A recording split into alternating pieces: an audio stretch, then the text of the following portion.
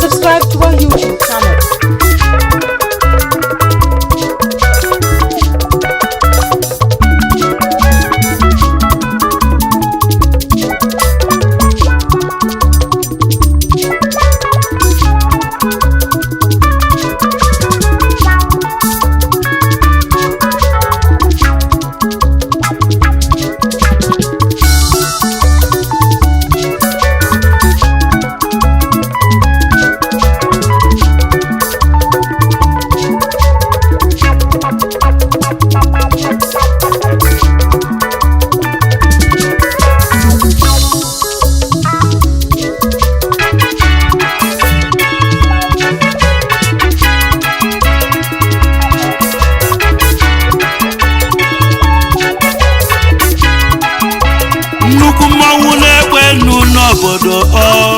Obele mmanwu waloso nnukwu mmanwu na-ekwe n'obodo obele mmanwu waloso nnukwu mmanwu na-ebu nwa m n'ime obom obele mmanwu waloso nnukwu mmanwu na-ekwe n'obodo obele mmanwu waloso nnukwu mmanwu gbagbo n'obodo ịmalugo obele mmanwu waloso nnukwu mmanwu bata obodo Godiana obele mmanwu waloso enwelu nnukwu mmanwu nwotimbu enwelu mmanwu Ijele nwotiche enwelu nnukwu mmanwu nwotimbu n'obodo enwelu mmanwu Ijele nwotiche enwelu nnukwu mmanwu nwe mmanwu na-atụ anya enwelu mmanwu Ijele nwotiche enwelu nnukwu mmanwu na-eji efi ekwe n'aka enwelu mmanwu Ijele nwotiche enwelu nnukwu mmanwu na-atụ obodo ọzọ enwelu mmanwu Ijele nwotiche enwelu nnukwu mmanwu nwotimbu ịmalugo enwelu mmanwu Ijele nwotiche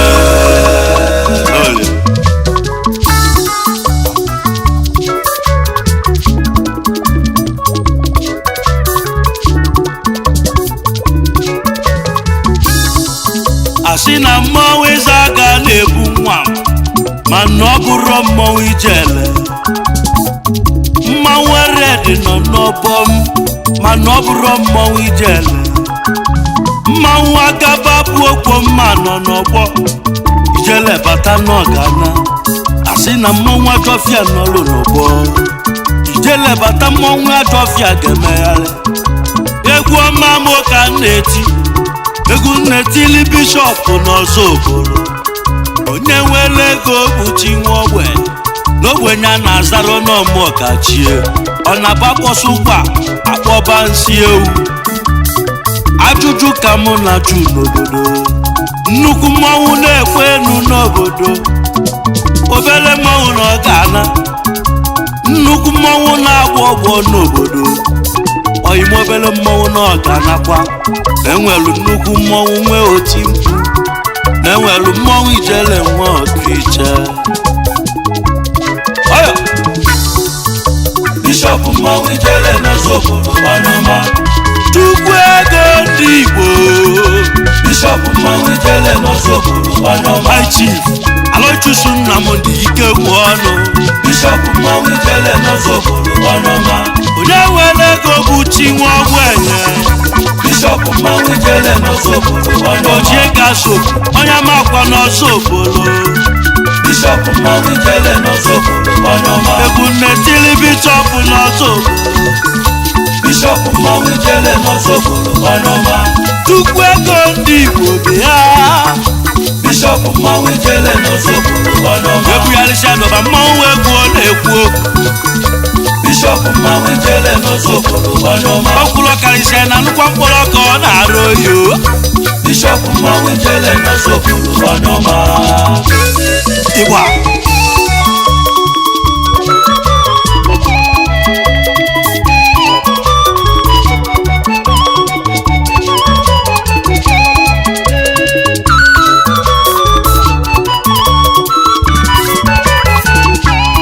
ọkwụrụ ma na onye okwu ọba dị aza agwa gwụrụ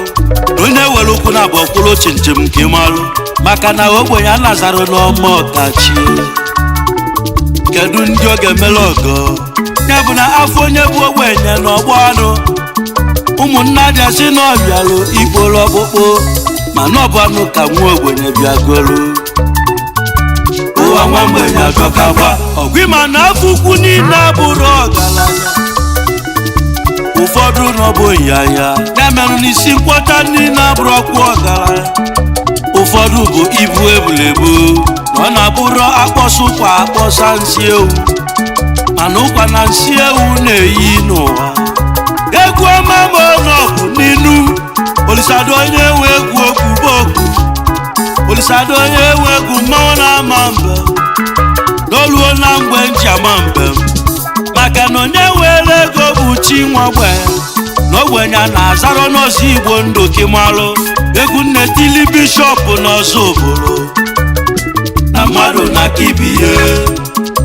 nnukwu mmọnwụ na-ekwe n'obodo n'ụlịa obele mmọnwụ awalọsọ nnukwu mmọnwụ na-eme mmekene n'ime obodo obele mmọnwụ awalọsọ nnukwu mmọnwụ na-ekwe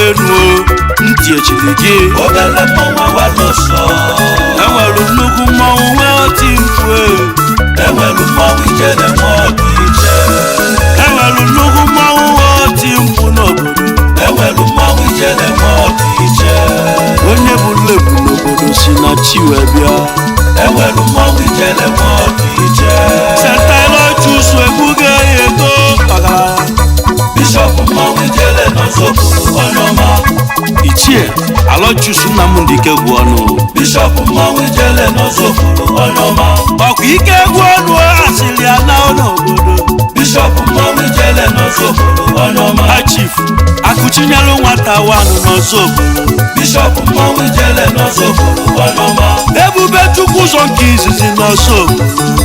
bishọp mmanwụ Ijele na Ozubulu ọnụọma God of money one of Igbo land bishọp mmanwụ Ijele na Ozubulu ọnụọma chukwu ego ndị Igbo bishọp mmanwụ Ijele na Ozubulu ọnụọma ụzọ chukwu kwara one of ụmụ eje bishọp mmanwụ Ijele na Ozubulu ọnụọma mkpụrụ obi ndị Ozubulu bishọp mmanwụ Ijele na Ozubulu ọnụọma mkpụrụ obi nke izizi na makwa Ozubulu bishọp mmanwụ Ijele na Ozubulu ọnụọma oji ego egbe ọgụ bịa bishọp mmanwụ Ijele na Ozubulu ọnụọma nwoke ga-eyi nwoke egwu n'obodo bishọp mmanwụ Ijele na Ozubulu ọnụọma ma Olisadoo onye nwe egwu na-ama mba bishọp mmanwụ Ijele na Ozubulu ọnụọma chukwu ego ndị Igbo n'ịkarịga egwu onye ọma bishọp mmanwụ Ijele na Ozubulu ọnụọma CEO Ike Bros Trading Pty na South Africa bishọp mmanwụ Ijele na Ozubulu ọnụọma chairman CEO Sentalochus Oil and Gas Nigeria Limited bishọp mmanwụ Ijele na Ozubulu ọnụọma chairman CEO Ebube Chukwu ụzọ Foundation Worldwide bishọp mmanwụ Ijele na Ozubulu ọnụọma chairman CEO Ikenna Diko Properties Pty na South Africa chairman CEO Stone Hill Signature Hotel Nigeria Limited bishọp mmanwụ Ijele na Ozubulu ọnụọma egwenu chukwu ego ndị Igbo bishọp mmanwụ Ijele na Ozubulu ọnụọma ọka ndị ọka ọrụ bishọp mmanwụ Ijele na Ozubulu ọnụọma ụbọtọkpọ nwa mụrụ na makwa n'Ozubulu bishọp mmanwụ Ijele na Ozubulu ọnụọma Olisadoo enwe egwu na-ekene bishọp mmanwụ Ijele na Ozubulu ọnụọma ọga ndị ọga kedu maka lọlọ bishọp mmanwụ Ijele na Ozubulu ọnụọma lọlọ Mrs. Chioma Ikegwu ọnụ bishọp mmanwụ Ijele na Ozubulu ọnụọma ojuga na waleze bishọp mmanwụ Ijele na Ozubulu ọnụọma ojuga na waleze one of Ozubulu bishọp mmanwụ Ijele na Ozubulu ọnụọma eze nwanyị na South Africa yo bishọp mmanwụ Ijele na Ozubulu ọnụọma ọmalite nwunye bishọp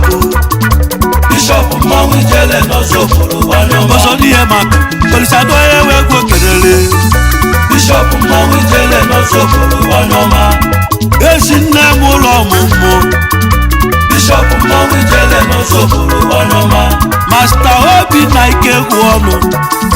Bishop Mmanwu Ijele n'Ozubulu Onoma Ezinne mụlụ Master Chinedu ike egwu ọnụ Bishop Mmanwu Ijele n'Ozubulu Onoma Nne mụrụ Master Bubechukwu sọ ike egwu ọnụ Bishop Mmanwu Ijele n'Ozubulu Onoma Ezinne Miss Samantha ike egwu ọnụ Bishop Mmanwu Ijele n'Ozubulu Onoma Ụmụọma Bishop na South Bishop Mmanwu Ijele n'Ozubulu Onoma Olisadoo Onyenwe Egwu na-ekenu Bishop Mmanwu Ijele n'Ozubulu Onoma mmiri amanunu anwụ nyachawo n'ụlọ Bishop Mmanwu Ijele n'Ozubulu Onoma ọgwegwo manetili Bishop kemalụgwa Bishop Mmanwu Ijele n'Ozubulu Onoma maka na onye were ego bụ Chinwagwe Bishop Mmanwu Ijele n'Ozubulu Onoma Chukwu ego ndị Igbo Bishop Mmanwu Ijele n'Ozubulu Onoma Chukwu ego ndị Igbo Mmanwu Ijele ọgaranya Bishop Mmanwu Ijele n'Ozubulu Onoma ịma na nnukwu mmanwụ na-ekwe enu n'obodo obele mmanwụ awalọsọ nnukwu mmanwụ na-ekwe enu n'obodo obele mmanwụ awalọsọ nnukwu mmanwụ na-ebu nwa m n'ime obom obele mmanwụ awalọsọ nnukwu mmanwụ na-ekwe enu n'obodo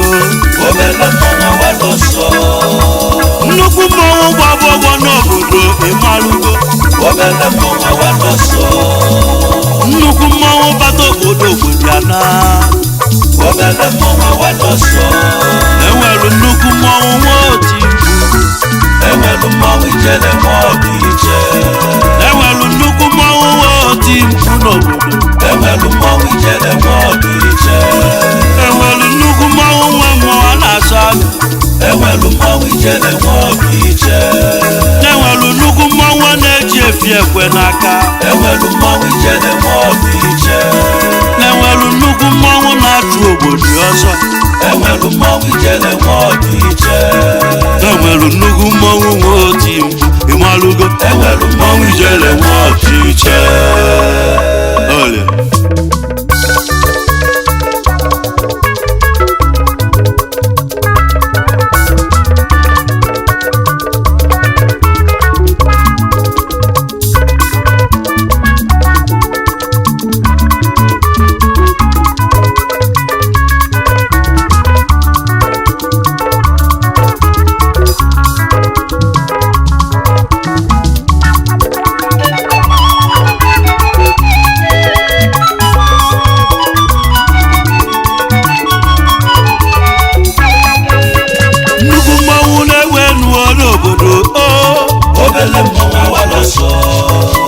nnukwu mmanwụ na-egwe mmụọ n'obodo enolia obele mmanwụ awalọsọ nnukwu mmanwụ na-ebu nwa m n'ime obom enolia obele mmanwụ awalọsọ nnukwu mmanwụ na-egwe ruo n'obodo obodo ana obele mmanwụ awalọsọ enwere nnukwu mmanwụ nwoti enwere mmanwụ Ijele nwọdụ iche enwere nnukwu mmanwụ nwoti mkpu n'obodo enwere mmanwụ Ijele nwọdụ iche nnukwu mmanwụ bata obodo obodo agba n'ọsọ enwere mmanwụ Ijele nwọdụ iche ịma na enwere nnukwu mmanwụ nwoti enwere mmanwụ Ijele nwọdụ iche seteletusu mmanwụ Ijele n'Ozubulu Bishop Mmanwu Ijele n'Ozubulu Onoma Bishop Mmanwu Ijele n'Ozubulu Odogwu Bishop Mmanwu Ijele n'Ozubulu Onoma Chukwu ego ndị Igbo ọgaranya Bishop Mmanwu Ijele n'Ozubulu Onoma Ebube Chukwu ụzọ ka mụ na-akpọ ọgaranya Bishop Mmanwu Ijele n'Ozubulu Onoma ụzọ Chukwu kwalụ n'ugbo eje bịa Ilimo Bishop Mmanwu Ijele n'Ozubulu Onoma oji ego ọgwụ ọgwụ n'obodo Onoma Bishop Mmanwu Ijele n'Ozubulu Onoma ofu onye lụrụ n'ụka nye ndị Ozubulu Chukwu ego Bishop Mmanwu Ijele n'Ozubulu Onoma mkpụrụ obi ndị Ozubulu ọkwụrụ ọkarịsịa Bishop Mmanwu Ijele n'Ozubulu Onoma setaloitusi egwu ga-eto n'obodo Bishop Mmanwu Ijele n'Ozubulu Onoma Olisadoo Onyenwe Egwu na-ekele Bishop Mmanwu Ijele n'Ozubulu Onoma eweli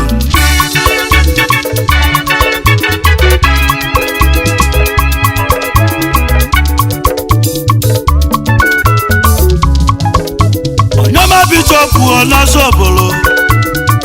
aje kene ndị oyige aje kene ndị oyige maka na onye na-eme ka anyị si eme n'ụwa onye na-eme ka anyị si eme na anya ka bụ oyi anyị mụnwe egwu na-ekwu onu ịgba ma akpọbagonu meyo now with them Mayo now with them Merchant Kingdom I Chief Austin Chinedu Mbaju Ogwefiafu nwa Chetanda one of Edruku Kingdom Nze Ogwefi ụzọ Chukwu kwalo one now with them Ebube Chukwu ụzọ one n'ọsọ Aloma Music Entertainment na South Ogalaya President General Osu Welfare Association na South Africa Chairman ndị Osu na South Africa Onyenwe Egwu ekene yo Alomezo Imo Nmanwu Egwu na amaloge mbem Okwangi bụ President General Awide Mmiri Progressive Union nke South Africa Chairman CEO Aloma Music Entertainment Pty Agwa na South Africa ebe afọke na-achụ nwa CEO Aloma Beauty Salon na South Africa oga Aloma Music Entertainment Service Nigeria Limited Udogu Chairman CEO Aloma Trading Store Pty na South Chairman CEO Aloma Music Entertainment Pty na South Africa ebe afọ ife na-eme nwa Aloma nnukwu todogu na South Olisadoo enwe egwu ekene maka na mmanwụ karịa mmanwụ ọbụla Ijele mmanwụ karịa mmanwụ ọbụla Ijele ka ịmalụ ya bụ na mmanwụ akara Ijele ma ncha maka Ijele na mmanwụ arị azọgbo Chifu Chasi ama agba ego nkịtị n'ọlụ nsonsi egbe n'ọgbọ eruru ọgaranya agba ego kalịsịa onye nnukwu ego na South Africa the magic man onye mmemme agba ego flag gị nọ na-efesi ike na South Africa oke ọ na-ebecha petrol ọchasịa to meet in South Africa Chairman Royal Brothers Club South Africa President General Olu Secretariat Zone South Africa agba ego nkịtị olechaba agba ego mmanwụ ego na-ekwu egwu agba ego kelele m ụlọọlọ Princess Christiana ma agba adanze n'ụmụ nze nwaanyị mara mma wee ruo n'eze Olisadoo Onyenwe Egwu ekene ọmalịcha nwunye agba ego nkịtị na South nnukwu mmanwụ na-egbe nuo n'obodo obele mmanwụ awaloso nnukwu mmanwụ na-egbe nuo n'obodo enolia obele mmanwụ awaloso ewelu nnukwu mmanwụ nwoti ewelu mmanwụ Ijele nwoti ije ewelu nnukwu mmanwụ nwoti mkpu n'obodo ewelu mmanwụ Ijele nwoti ije Sentailojusu mmanwụ Ijele n'Ozubulu bịa Bishop mmanwụ Ijele n'Ozubulu ọnọma Bishop mmanwụ Ijele n'Ozubulu dogu Bishop mmanwụ Ijele n'Ozubulu ọnọma Chukwu ego ndị Igbo ọgaranya Bishop mmanwụ Ijele n'Ozubulu ọnọma Ebube Chukwu ụzọ ka mụ na-akpọ ọgaranya Bishop mmanwụ Ijele n'Ozubulu ọnọma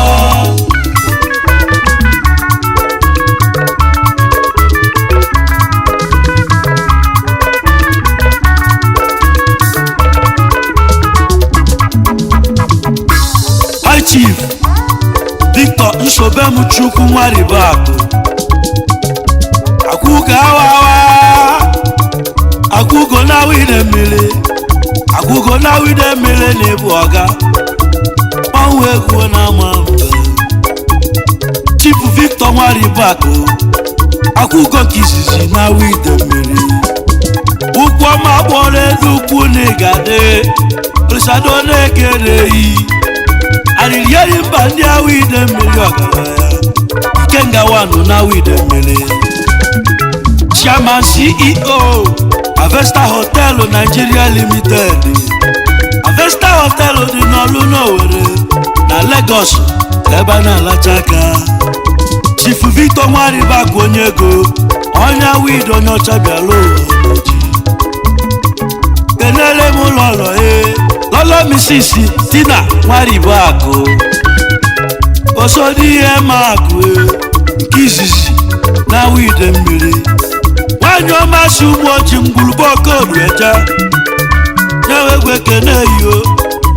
ijebedebe na ị ga-eje elu ọmalịcha nwunye akwụ ugo Chief Ugochukwu ebola mụgba ndụ onye ụmụ eze a ga n'aka ọgwa Chairman CEO Sticon General Service Nigeria Limited ikuku ọma Amsterdam ikuku ọma wanụ na Holland ala nsọ akụ enwe ebe na South Africa ọ nọ na mbazoku nwanne na ala Igbo ọga Chief Johnson umere ga-adị ọzịkwa nwa Chinemelive Finidi Johnson Korea Service ọgala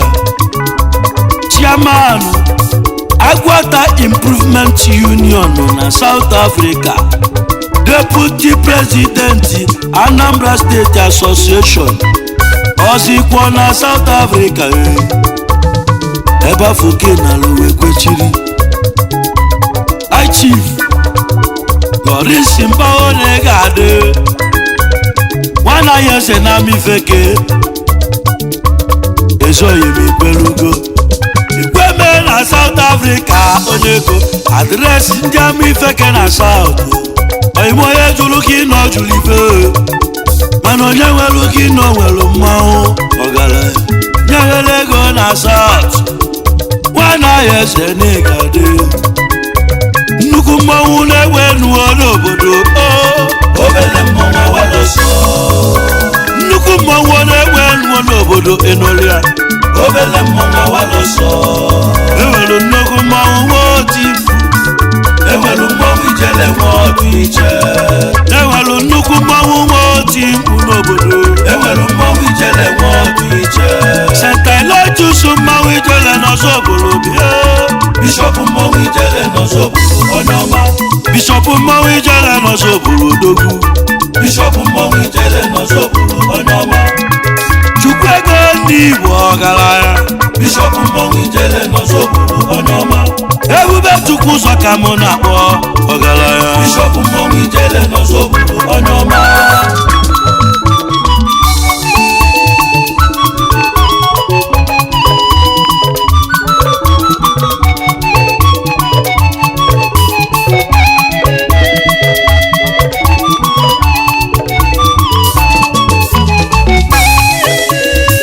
Chukwu dị ọdụmegwu